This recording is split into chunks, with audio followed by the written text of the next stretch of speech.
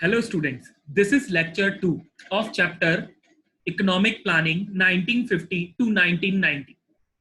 Today we are going to discuss some long run objectives of Indian economy. Here which are in front of you, these are 4 objectives. The very first objective is growth. Growth means what? Nothing else but growth basically refers to increase in the per capital productivity, the per capital income of a country. So many definitions of growth are here. Let's discuss one by one each and every one. To understand the growth, first of all, we need to understand what is the meaning of GDP. GDP, G stand for gross, D stand for domestic, P stand for production of goods and services. So GDP means total goods or services produced in an economy in a particular time period by a country. Yani it refers to the value of goods and services produced, actually final goods and services produced in an economy in a particular period of 1 year. अगर किसी country का GDP लगातार increase होता जाता है, if the GDP of a country increases every year, then it will be considered as growth. This is suppose the GDP growth rate in 2018 was around 8%. But in 2019 October, it falls down and reaches to 6% around. Now it is around 2%. This cannot be said as growth. Suppose next year it increases again and reaches to 5%, next year reaches to 7%, then next year reaches to 8%, then falls to 6% once again. This cannot be said as growth. Growth never means up and down. Growth means up, and only up. So now you understand the meaning of growth. Growth means, simple words में अगर कहें तो तरक्की, production हर साल बढ़ना और production के बढ़ने के ग्रोथ रेट का भी हर साल बढ़ना. Suppose this year, just suppose now the situation of corona just vanished and economy restart itself again, and now the production happen again, and due to this growth rate again increases and reaches to 3%, suppose at the end of 2020. At the end of 2021 reaches to suppose 5%. At the end of 2022 reaches to suppose 7%, then 8%. Consistently or persistently, if the growth rate increases year by year, then it is called growth. Now, what are different definitions of growth? Just as I was telling you, growth implies larger stock of productive capital. Larger stock of productive capital means land, labor, capital, entrepreneur, machines. Simple words. If every year we are increasing the number of machines in the countries, in simple words, then we are increasing the capital stock, which is actually helpful in doing production of goods and services. So if the number of machines are increasing, capital is increasing, it is growth. Second, growth of transportation, yani service sector, banking, insurance, communication. If these types of facilities increasing in a country, this is once again growth. और once again जो GDP हमने पढ़ा, gross domestic product, अगर हर साल ये GDP increase होता चला जाता है, then it is again called growth. तो ये तो हम सभी जानते हैं, in an economy GDP generally जो जनरेट होता है, कंपोज होता है, it compose from 3 sector, primary sector, secondary and tertiary sector. Total जो जीडीपी तीनों सेक्टर से जनरेट होता है, उसका aggregate total is called your growth. Now why it is a long run objective for our economy? It is a long run objective for our economy because India is still not able to achieve it. and we are still trying a lot to provide employment into the economy, to increase the level of productive capital into the economy, to increase the production, to increase the growth. अभी भी काफी कुछ करना बाकी है, इसीलिए growth हमारा एक लॉन्ग रन ऑब्जेक्टिव है, क्योंकि इसे अभी तक भी पूरी तरीके से हमने अचीव नहीं किया है. Let's discuss and next, this is modernisation. You know modernisation का मीनिंग दिमाग में आते ही two things must be happen in a country to become modernized. To be modernized, first is adoption of new technology, as we are doing. We are using modern technology at present. Yes, it is true that कहीं ना कहीं हम अभी भी दूसरी countries के comparison में थोड़ा पीछे, जैसे जापान की टेक्नोलॉजी हमसे काफी आगे है, तो इसका मतलब अभी भी हमारे लिए एक लॉन्ग रन ऑब्जेक्टिव है टेक्नोलॉजी को और बेटर कर पाना. बट फिर भी हम पहले के कंपैरिजन में, इफ आई से eight in 2020 we are using fine technology, improved technology. Yes, it's true, but abhi bhi as compared to other country, we are still, it is a distant dream for us.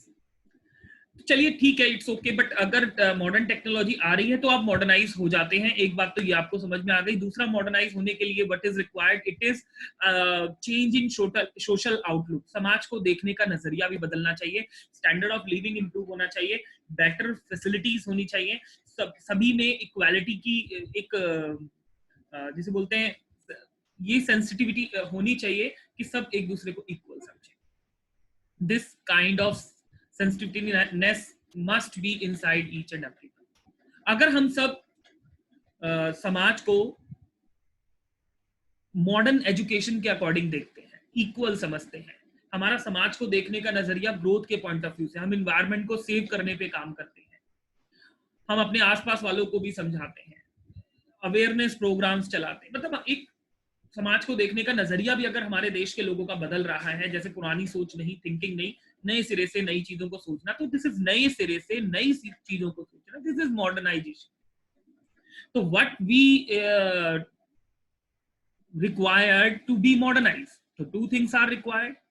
First is adoption of new technology, second is change in social outlook. If we are using modern technology, we can become modernized. And if the point of view to watch the country also changes, then again we become modernized. But yes, abhi we all know that many are the areas, states are here in the country जहां पर अभी भी पुरानी technology से काम चल रहा है, पुराने तरीके से काम चल रहा है. समाज को देखने का नजरिया भी अभी भी पूरी तरीके से हर जगह नहीं बदला, तभी तो कैंपेन चलाने पड़ते हैं, बेटी बचाओ बेटी पढ़ाओ. तो आप समझ पा रहे होंगे कि कहीं ना कहीं अभी जब तक पूरी कंट्री का नजरिया नहीं बदलता, पूरी कंट्री में टेक्नोलॉजी नहीं स्प्रेड हो जाती, डिसेमिनेट हो जाती, तब तक हमारी कंट्री मॉडर्नाइज नहीं हो सकती. और इंडिया अभी तक नहीं हुआ पूरी तरीके से modernise. That's why it is a long run objective for us to be modernise and to get growth. I must wanted to tell you, it is without becoming self-dependent, the previous two objectives is not easy to achieve. You know, what is the meaning of self-reliance? It refers to reducing or removing the need of external assistance, that is development through domestic resources. You know,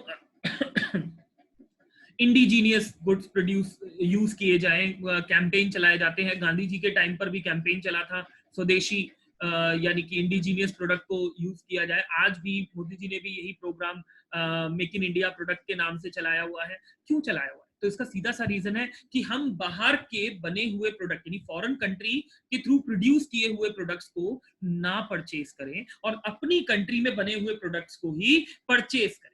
इससे अपनी country की industries का production भी increase होगा, growth भी होगा, और यहाँ पर लोगों की इनकम बढ़ेगी, तो वो नई टेक्नोलॉजी, नए नए इन्वेस्टमेंट्स कर पाएंगे, इनोवेशंस कर पाएंगे और मॉडर्नाइज भी होंगे. तो मॉडर्नाइज होने के लिए, ग्रोथ करने के लिए जरूरी है to be self realise. Yes, अब इंडिया कहीं ना कहीं फूड ग्रेन के मामले में 1960s और 70s में जब ग्रीन रेवोल्यूशन आया, तो later that phase India became self-reliant in the production of food grain. Yes, but in other fields,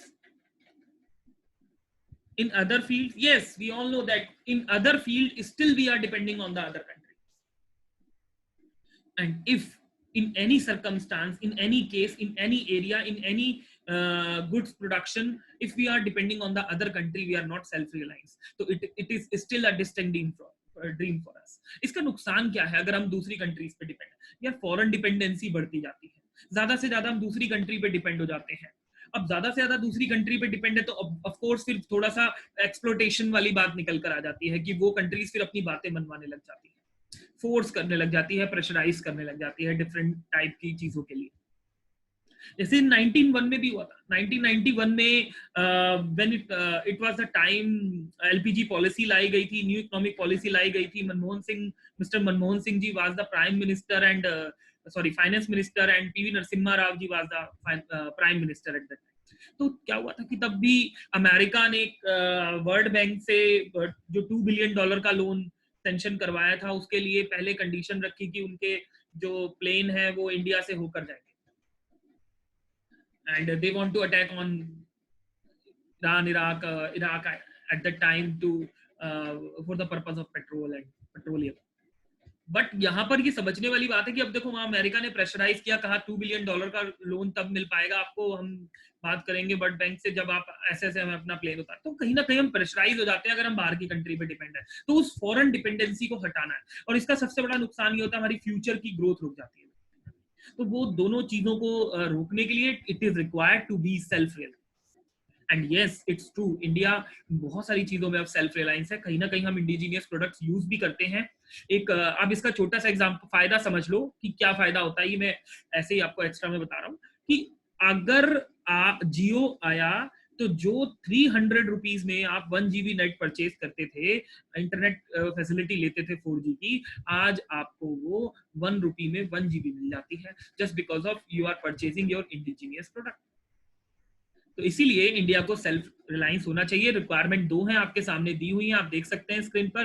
the first one is to reduce foreign dependency को reduce करने के लिए. एंड सेकंड आप देख सकते हैं कि फॉरेन इंटरफेरेंस को, जैसे मैंने कहा हर बात में इंटरफेयर करना, तो वो इंटरफेरेंस भी तभी रुकता है जब हम सेल्फ रिलायंस हो जाते हैं. Of course, next is equity. Equity means equality. Equality मतलब समानता. कहीं ना कहीं एक थोड़ा सा डिफरेंस होता है इक्विटी इक्वालिटी में. यस, आप सामने देख सकते हैं इक्वालिटी तब है जब तीनों को रिसोर्स, जब सभी क्लास, जैसे आपके सामने एक स्क्रीन पर एक 2 इमेजेस आप देख रहे हैं. पहली इमेज में ये दिखाया गया है कि इक्वालिटी है जहां पर upper class, middle class, lower class सभी को सेम रिसोर्सेज मिलते हैं. लेकिन दूसरे केस में दिखाया गया इक्विटी पर काम किया जा रहा है, जहां पर रीडिस्ट्रीब्यूशन ऑफ रिसोर्सेज है कि जैसे डायरेक्ट टैक्सेशन सिस्टम लगाया जाता है, रिच पर टैक्स लगाया जाता है. वो टैक्स जो गवर्नमेंट का एक रेवेन्यू रिसिप्ट बनता है, उस पैसे को यूज करके पुअर पीपल की नीड्स को पूरा किया जाता है और उनको ग्रोथ करके रिच के बराबर लाने की कोशिश की जाती है. सबको सेम लेवल पे ऑपरेट किया जाता है. This is kind of equity. Well, this is required to improve quality of life. ये तो हम जानते ही हैं कि देखिए सभी को अगर सेम लेवल पर लाना है तो वो इसलिए लाना है क्योंकि सभी की क्वालिटी ऑफ लाइफ इंप्रूव होनी चाहिए. अब ऑब्वियस सी बात है, अगर एक तरफ रिसोर्सेज की कमी नहीं है, ऐसे लोग हैं, और एक तरफ ऐसे लोग हैं जिनके पास रिसोर्सेज ही नहीं है. आप आज की डेट में देख लो, कोई अभी भी भरपेट खा रहा है और बढ़िया बना रहा है और उसके लिए कोई लॉकडाउन का इतना फर्क नहीं पड़ा, बस घर में रहना पड़ा. Otherwise other side the poor people, they are actually suffering from starvation, malnutrition, hunger, and they are even unable to get the minimum requirement of life at present, even food also. So every Indian should be able to meet their minimum requirement of life. देखो ये तो सबका हक है ना यार. Food, shelter, cloth, education, health facilities, ये सबको मिलनी चाहिए इंडिया में. अगर वो इंडियन है, तो वो इंडिया में हर चीज नहीं पाएगा तो फिर वो क्या फायदा? Because he is the citizen of the country, he has the right to get each and everything, which is called minimum requirement. At least minimum requirement तो सबकी पूरी होनी चाहिए. अपने आप स्टैंडर्ड ऑफ लिविंग बढ़ने लग जाएगा.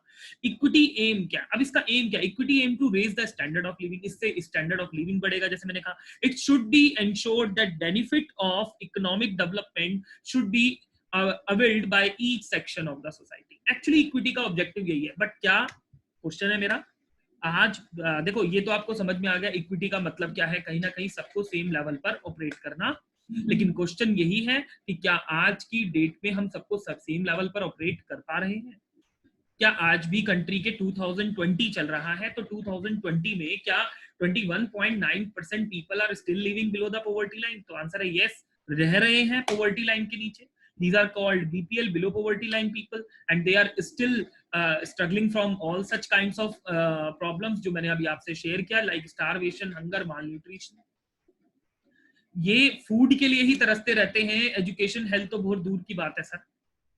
तो कहीं ना कहीं it is required to provide these kinds of facilities to them, और वो अभी भी नहीं कर पाए.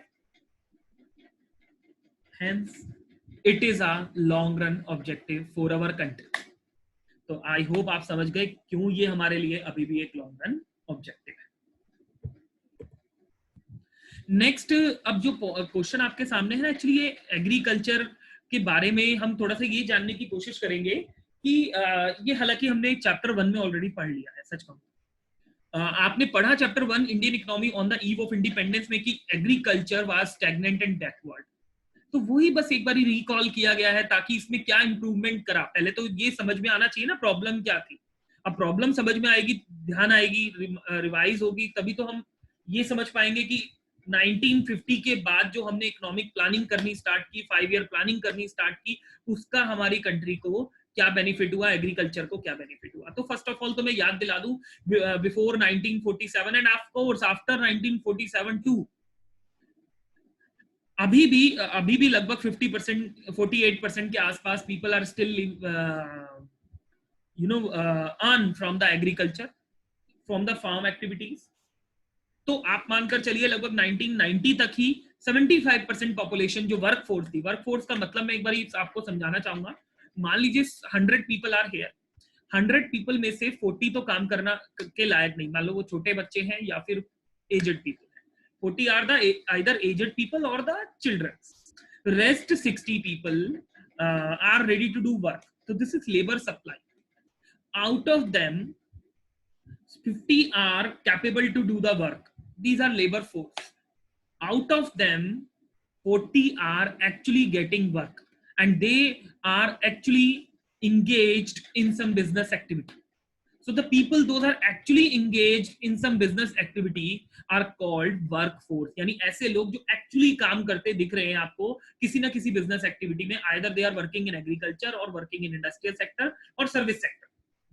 So 75% people 1990 तक लगभग एग्रीकल्चर से ही अपना लाइवलीहुड अरेंज करती थी, अपना जीवन जीने के लिए पैसा अरेंज करती थी. तो काफी प्रॉब्लम था एग्रीकल्चर के अंदर पहले से जो चला आ रहा था, और रहा वो इतना ज्यादा 1962 में जब ग्रीन रिवोल्यूशन आया, 63 64 में, तो उसके बाद से तो इंप्रूवमेंट हुआ एग्रीकल्चर में, लेकिन उससे पहले तक भी काफी ज्यादा प्रॉब्लम्स थे. और वो प्रॉब्लम्स क्या थे आपने चैप्टर 1 में पढ़े, एक बार रिकॉल कर रहा हूं. लो प्रोडक्टिविटी.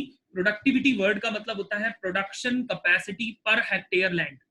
1 हेक्टेयर, मान लो ये स्क्रीन जो है, ये आपके सामने ये स्क्रीन जो है, ये 1 हेक्टेयर है. अब ये जो 1 हेक्टेयर स्क्रीन है, इस 1 हेक्टेयर को स्क्रीन को आप एरिया मान लीजिए, ये 1 हेक्टेयर एरिया है. अब इस 1 हेक्टेयर लैंड से आप कितना प्रोडक्शन करते हो? तो एग्जांपल के तौर पे जैसे 1947 में हम मान लीजिए 600 टन प्रोड्यूस करते थे, और आज इतनी ही लैंड पर, क्योंकि नई technology, better technology we are adopting at present, तो around 3600 tonne we are producing, यानी 6 time more we are producing today. It means 6 time less we were producing at that time. तो कहीं ना कहीं इस बात को बताता है कि जो प्रोडक्टिविटी थी per hectare, that was very low eight that time. Disguised unemployment, on 1 hectare land, it supposed to farmer were sufficient. 2 farmer were sufficient, but actually when on practicality, on ground level, when it was observed, it found that more than 2, like 5 or 6 people are working on 1 hectare land. Required 2, actually were working 5 6 means 3 to 4 workers, more workers are working on the same field. अगर वो काम नहीं कर रहे तो भी production में कोई फर्क नहीं पड़ रहा, इसका मतलब वो काम करते दिख रहे हैं but actually they are unemployed. This is called hidden employment as well. Simple words में 4 लोगों की जरूरत है, 10 काम कर रहे हैं, तो 6 लोग तो बेकार में ही काम कर रहे हैं ना. अगर वो उस फील्ड पे ना भी काम करें, कहीं किसी और फील्ड में काम करें, तो शायद फैमिली इनकम ज्यादा बढ़ा सकते हैं, लेकिन वो उसी में लगे हुए हैं, तो उससे उनकी फैमिली इनकम नहीं बढ़ रही, तो वो एक तरीके से अनएम्प्लॉयड है, सिर्फ दिख रहे हैं काम करते. This is called disguised unemployment. It was in huge quantity in India at that time. High dependency on rainfall. Yes, इसे बोलेंगे हम कहीं ना कहीं high degree of vulnerability. Vulnerable का मतलब होता है कमजोर. बहुत कमजोर थे हम लोग. कमजोर थे टेक्नोलॉजी में, कमजोर थे टेक्नोलॉजी में, कमजोर थे समझ में. जो हम नई चीजों को ऑब्जर्व या अरेंज या ऑफ कोर्स नई चीजों को रिसर्च नहीं कर पा रहे थे, इनोवेट नहीं कर पा रहे थे. कहीं ना कहीं एजुकेशन का लैक था, सबसे बड़ी बात. दूसरा, पैसा नहीं था, तो अरेंज करना भी इतना आसान नहीं था. लेकिन हाई जो वल्नरेबिलिटी थी, इसकी वजह से हम डिपेंड थे कहीं ना कहीं रेनफॉल पे. अच्छी बारिश हो गई, if good rainfall means good production, bad rainfall means bad production. तो कहीं ना कहीं अगर अच्छी बारिश हो गई तो प्रोडक्शन बहुत बढ़ गया, लेकिन अगर बारिश नहीं हुई तो प्रोडक्शन बिल्कुल ही गिर गया. और ये कहीं ना कहीं आपने जैसे मूवीज भी बहुत कुछ सिखा जाती हैं, तो एक मूवी है लगान, movie of Aamir Khan, if you had seen, तो अगर नहीं देखी देखिएगा. उसमें एक्चुअली फोकस इस बात को दिखाया गया कि they were vulnerable people, actually they were not having sufficient technology, depend upon the rainfall. Good rainfall means good production. बारिश हो गई तो वो लास्ट में एक्चुअली वो पिक्चरों का, लेकिन कहीं ना कहीं बारिश हो गई तो क्रॉप हो गई, तो प्रोडक्शन हो गया, तो फिर आपने लगान दिया, अदरवाइज नहीं दिया. Next is subsistence farming. Actually जो फार्मर की मेंटेलिटी थी उस टाइम पर, शायद वो यही थी कि हम इतना ही प्रोडक्शन करें जितना हमारे खुद के सर्वाइवल के लिए जरूरी है. सब्सिस्टेंस मींस गुजारा, गुजारे के लिए जरूरी है. निर्वाह कृषि बोलते हैं. इतना प्रोडक्शन नहीं कर पाते थे कि अपने लिए रखें, फिर भी इतना बच जाए कि उसे मार्केट में सेल करें, अर्निंग करें, और अपने बच्चों को स्कूल भेजें या अदर फैसिलिटीज अरेंज करें. They were working only for the subsistence farming purpose. वो काम करते थे सब्सिस्टेंस फार्मिंग के लिए. इससे प्रोडक्शन बहुत कम होता था, ये प्रॉब्लम थी. आउटडेटेड टेक्नोलॉजी, ये तो बताने की जरूरत नहीं. लाइक द थिंग्स और the technology that we are using in agriculture at present.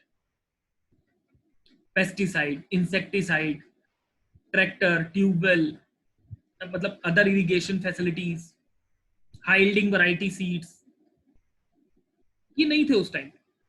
These were not there at the time in agriculture. So outdated technology was there. क्या इफेक्ट पड़ा इसका? तो वंस अगेन इसका इफेक्ट यही था कि production गिर जाता है. कॉन्फ्लिक्ट बहुत ज्यादा थे. वेज था between owner of the soil, tiller of the soil, यानी लैंडलॉर्ड टीनेंट सिस्टम अच्छे नहीं थे. ये क्या था लैंडलॉर्ड टीनेंट सिस्टम में? याद दिला रहा हूं. सिर्फ एक लैंड पर मान लीजिए मेरे पास, मैं एक लैंडलॉर्ड हूं. लैंडलॉर्ड मैं इसलिए हूं क्योंकि मेरे पास बहुत बड़ा जमीन का टुकड़ा है. मैंने उस पर एग्रीकल्चर करने के लिए, प्रोडक्शन करने के लिए, क्रॉप प्रोड्यूस करने के लिए, मान लीजिए मैंने 8-10 फार्मर्स को रख लिया. उनको बोला जितना भी क्रॉप प्रोड्यूस होगा रेंट के नाम पर मैं इतना परसेंट क्रॉप, सपोज 50% क्रॉप आपसे ले जाऊंगा. अब वो 50% क्रॉप की जगह, जैसे किसी ईयर रेनफॉल नहीं हुआ या किसी ईयर उनका प्रोडक्शन नहीं हुआ, तो उनपे मैं ये कहकर कि भाई पिछले साल का रेंट नहीं दिया आपने, यानी वो क्रॉप का पार्ट नहीं दिया, लगभग 70% 80% क्रॉप उनसे ले जाने लगा. अब मैं उनकी अगर 70-80% क्रॉप ले लूंगा, उनके पास बचेगी 20% जिसमें उनका सब्सिस्टेंस भी नहीं हो रहा. तो उनके और मेरे बीच में मतभेद तो बनेंगे, कॉन्फ्लिक्ट तो होंगे, प्रॉब्लम्स तो आएंगी. And these kind of problem were emerging between the landlord and tenant. This is called conflict between landlord and tenant. Conclusion क्या? इसका भी इफेक्ट यही पड़ता था कि एग्रीकल्चर में प्रोडक्शन ढंग से नहीं हो पाता था. सो बच्चों, I think that's all for today. Next class में, नेक्स्ट लेक्चर में मैं इसके आगे से कि कैसे 1950 में जब के बाद जब 60s में ग्रीन रेवोल्यूशन आया तो कैसे एग्रीकल्चर को ग्रोथ किया वो पढ़ेंगे। अभी हमने यहां तक इसको समझ लिया। Thank you.